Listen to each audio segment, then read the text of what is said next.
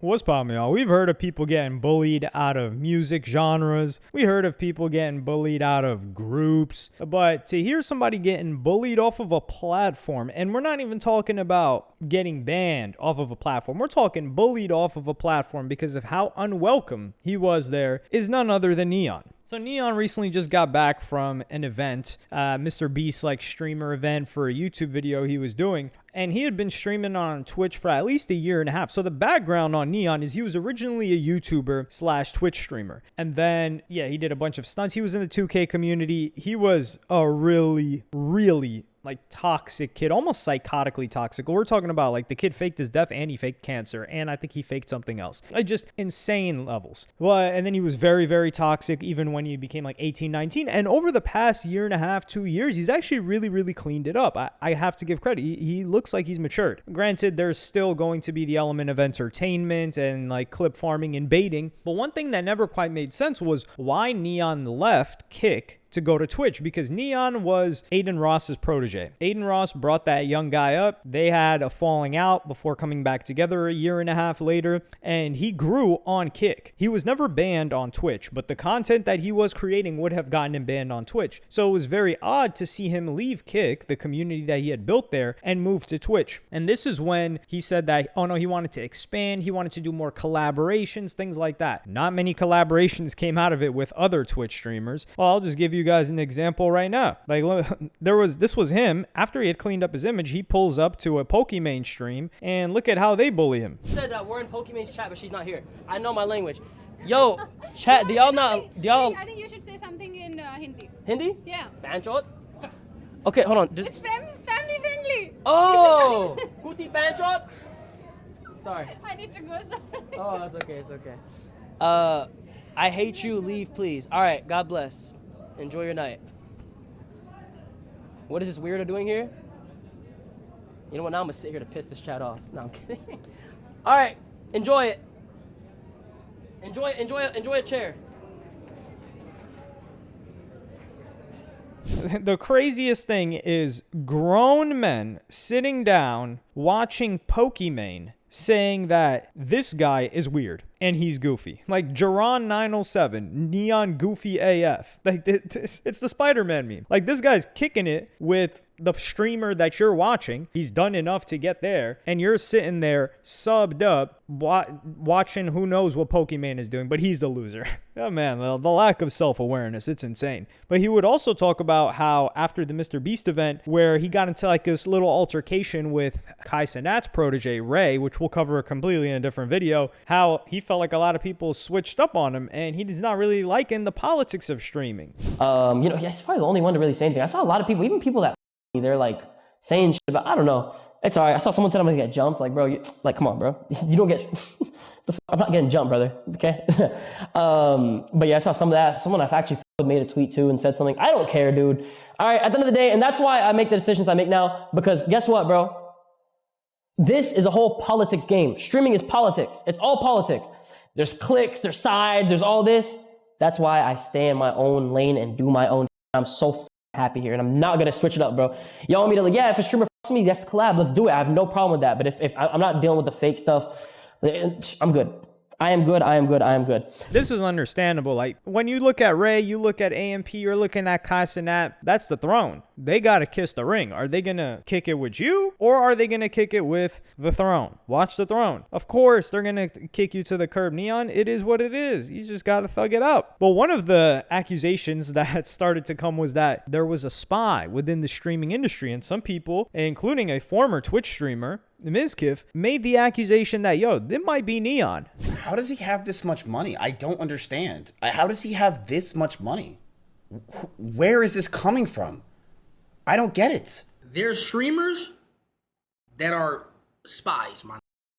Does he gamble? Doesn't he stream on Twitch? I don't ever see him gambling or anything. I don't get it. How does he have so much money where he's just buying a mansion in Beverly Hills for his top 8 clippers? I don't get it. Where is this money coming from?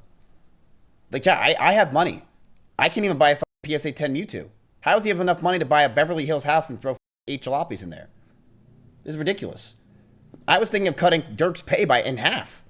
This is the most valid thing that I have seen, not the spy part, but something that I've been talking about for a while is this is unsustainable. Because one of the headlines that came out recently was N3on paid like his Clippers $1.4 million in the past month, or the last pay cycle, which may have been 6 weeks, 8 weeks. That's a disgusting amount of money. He also gets a lot of accusations for view botting. And just without going too much into detail, just off of the vibes, right? Vibe checking. I look at the guy's chat and there's damn near no activity on Twitch. But this was another clip, the one that Mizkiff was reacting to, where he said he was going to put his biggest Clippers in a house in Beverly Hills. I was like, where does this guy getting the money for this? On top of that, N3on has a consistent driver. He has security. He has a PR person. He's paying all of these Clippers, and he's spending, even Mizkiff, a guy who's made a lot of money on Twitch. He's like, yo, I can't spend like this guy or even close to this guy, even when I was at my prime, getting real viewership north of 20,000. So if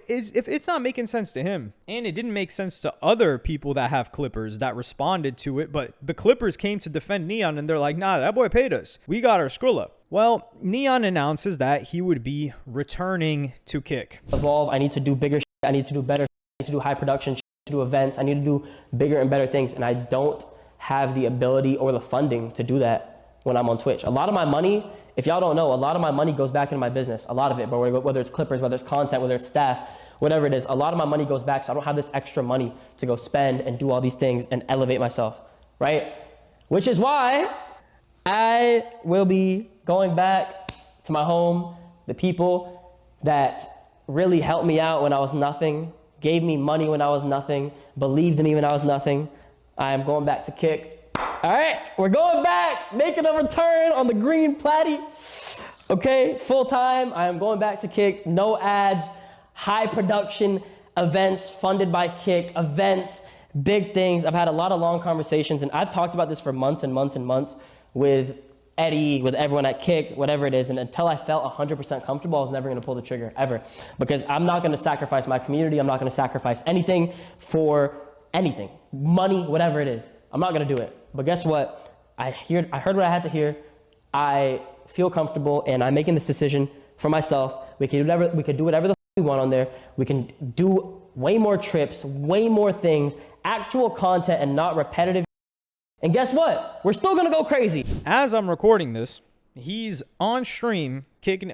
Wasn't he supposed to do Ramadan or something? I don't know. I remember seeing a clip of him talking to Sneeko, being like, yo, should I do Ramadan this year? Like, I thought the dude was like Pakistani. I don't know if he like LARPs as Indian, but he's really Pakistani. But he's doing a live stream. The chat is actually flying on Kick, but he's got 38,000 viewers. He's collaborating with Iggy Azalea, and he's gambling during Ramadan.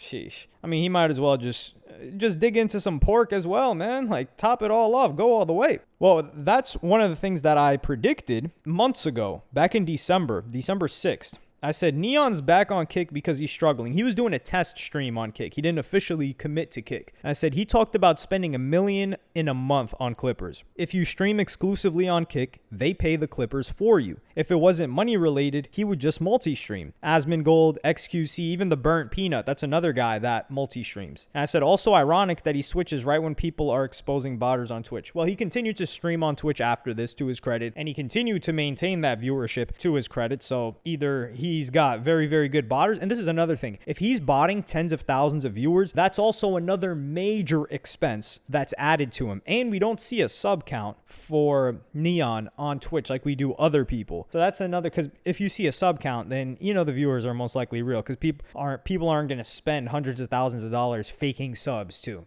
You're just lighting money on fire at that point. Where's the revenue going to come from? So if I had to guess, N3on's bread, he's got some sort of a deal with Iggy Azalea. They've got, because he said they're business partners. I think she has some ramp, some crypto platform, whatever the hell it is. I don't even want to talk about it. I don't even know what it is, and I don't want to know what it is. But the reason is, and he said it himself, he reinvests into everything, or reinvest everything into his content, which I don't know why he thinks that's the greatest idea, because it's not like he's building enterprise value. This isn't some product, right? Like, this isn't Prime that he's reinvesting everything that he's got into and people are buying Prime and he can sell Prime later. That's not what this is. It's just streaming. So he's constantly bleeding, and Kick will at least cover the clips for him now. So he won't have to pay it out of pocket, because when he was streaming just on Twitch, yeah, Kick was not gonna pay, obviously, because he wasn't on their platform. And Twitch isn't providing that. So he was paying out of pocket for clippers, and I think he just realized this is unsustainable. I cannot do this. And Kick was probably willing to also help him with certain events, but it doesn't seem like they're too involved in that. It seems like it's the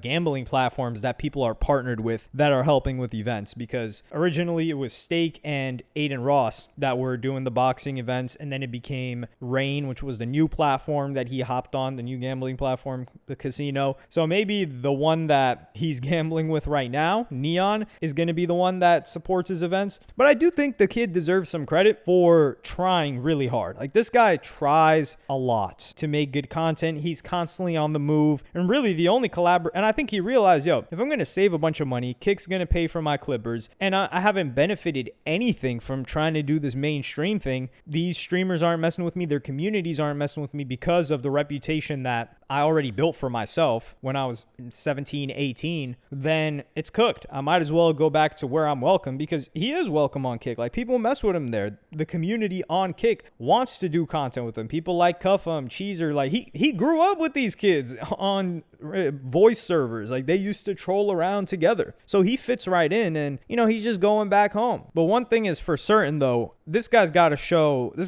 revenue. That's the new thing that's going on. People are showing revenue on Kick, and that's really the only way to get the real viewership, because if he's got real viewers, then the revenue will reflect that. Otherwise, there's going to be some cap, because we don't see subscription numbers on Twitch. He doesn't have that enabled, at least not from what I saw. If I'm wrong, let me know, but I didn't see that. He didn't show revenue on Twitch, and on Kick, he hasn't been on Kick for a while, but he hasn't shown that either. So that's all I've got to say. But I don't think he would move to Kick if he didn't know he was going to make more. But yeah, this guy, he's one of the streamers with, I would say, probably the highest expenses from anybody his size. Like, the guy's got an expensive crib too. It's not even adding to that. But he does just spend money on content. You don't really see him splurging out, right? Like, you don't see N3on with the crazy whip. He's not buying a Porsche GZ4 RS or whatever the hell that complicated car is that looks like every other Porsche, but it costs like $400,000 more. The one that Ronaldo has. Yeah, whatever that one is. You don't see him with that. You don't see him with the Lambo. So he is actually reinvesting and takes his career very seriously, which I hope pans out for him, and he's just not throwing money into the void and then eventually falling off with nothing to show for it. There's too many sad stories like that. But let me know what y'all think in the comments. Like, subscribe, and hit the notification bell if you enjoyed. And I'm going to see y'all in the next one.